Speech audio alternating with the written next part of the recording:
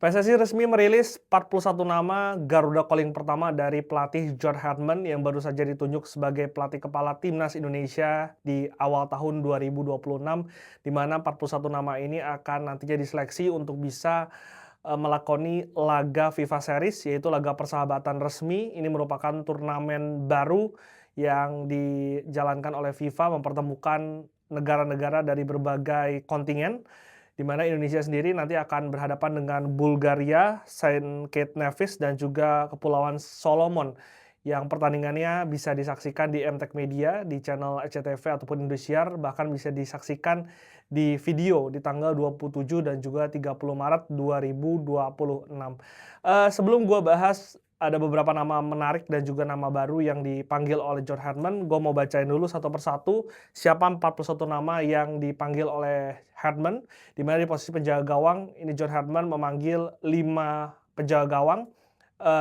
Satu adalah Martin Pas, penjaga gawang dari Ajax Amsterdam yang baru saja pindah dari FC Dallas, dan juga ada nama Emil Audero, ini kiper yang bermain di Serie A.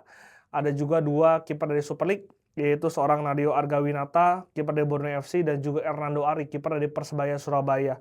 Dan Cahya Supriyadi yang biasa dipanggil di Timnas Junior juga dipanggil untuk Timnas Senior pada FIFA Series kali ini. Ini merupakan kiper dari PSIM Yogyakarta. Sementara untuk di posisi back, seperti biasa, El Capitano J. Itses dipanggil bersama dengan Kevin Dix, Dean James.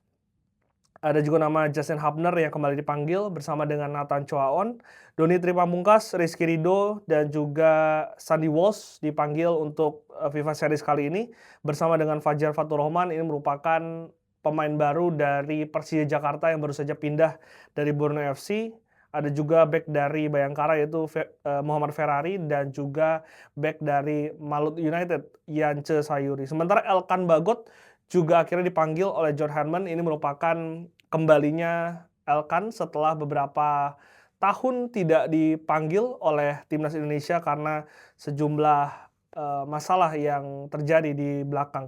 Sementara untuk di pemain tengah ada nama Calvin Verdong yang dipanggil bersama dengan Joey Pelopesi. Ada juga nama Eleanor Reinders, ini merupakan pemain serba bisa yang dimiliki oleh Persib Bandung. Ada nama Ivar Jenner, pemain dari Dewa United bersama dengan Jordi Amat.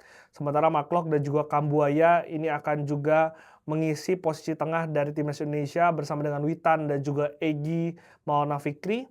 Sementara ada nama Arkan Fikri yang juga dipanggil, ini merupakan back tengah atau pemain tengah dari Arema FC yang juga menjadi andalan di Timnas U23 bersama dengan Victor Detan, sayap dari PSM Makassar. Ada 2 nama baru yang dipanggil yaitu Gapens, ini merupakan pemain diaspora yang terakhir dinaturalisasi bersama dengan Dion Marks, back dari Persib Bandung yang belum mendapatkan panggilan untuk Garuda Calling kali ini. Ezra Walian ini merupakan pemain yang sering dipanggil waktu zamannya Luis Mia di Timnas Indonesia. Lama tidak dipanggil, terakhir dipanggil kayaknya era Sintayong di ini deh, di AFF waktu Covid di Singapura, itu mungkin terakhir Ezra Walian dipanggil Timnas Indonesia, dan sekarang kembali bisa mencicipi baju dari Timnas Indonesia. Sementara di depan ada nama Miliano Jonathans yang juga masuk dalam Garuda Calling bersama dengan Ole Romani, Ragnar Oranmangun, Bek Kamputra, Maulo Zizra, Ramadan Sananta, Yakob Sayuri, Adrian Wibowo, Hoki Caraka, Ian Sraven, dan juga Stefano Lillipali. Jadi ini 41 pemain yang dipanggil oleh John Herdman di Garuda Calling pertamanya. Ada sejumlah pemain yang absen, setidaknya ada 6 pemain yang tidak masuk dalam Garuda Calling pertama dari John Herdman. Yang pertama adalah Michael Gers, ini merupakan back dari FC Twente yang sudah lama tidak berumput dikarenakan akibat cedera dari ACL yang sekarang juga masih dalam proses pemulihan. Sementara Marcelino Ferdinand juga ini merupakan andalan dari Timnas Indonesia dalam beberapa tahun terakhir, juga tidak masuk dalam Garuda Calling karena mendapati cedera hamstring dan juga sudah lama tidak bermain di Liga Slovakia. Sementara Tom Hai yang menjadi otak serangan baik itu untuk di Timnas Indonesia maupun di Persib Bandung dipastikan tidak akan tampil di FIFA Series dikarenakan mendapatkan akumulasi larangan bermain 4 kali dari FIFA setelah memberikan protes keras setelah kemarin timnas Indonesia tersingkir di ajang kualifikasi Piala Dunia ronde keempat, di mana tidak hanya Tom Hai aja, tapi ada nama Shane Patinama yang juga tidak bisa dipanggil dikarenakan harus menjalani masa hukuman 4 pertandingan. Rafael Struijk yang biasanya menjadi andalan ataupun menjadi opsi di lini depan dari timnas Indonesia juga tidak dipanggil, karena kita lihat kalau misalkan soal Struijk, penurunan dari performa sangat terasa ketika ia pindah dari Brisbane ke Dewa United. Bahkan di Super League saja dia belum bisa mencetak gol, dari 11 pertandingan 0 gol dan juga 0 assist, mendapatkan 1 kartu merah ketika itu menghadapi Bayangkara FC, sehingga ini bukan performa yang baik untuk seorang Rafael Struijk. Dan ada juga nama Arhan Pratama yang tidak bisa dipanggil dikarenakan baru menjalani operasi lutut.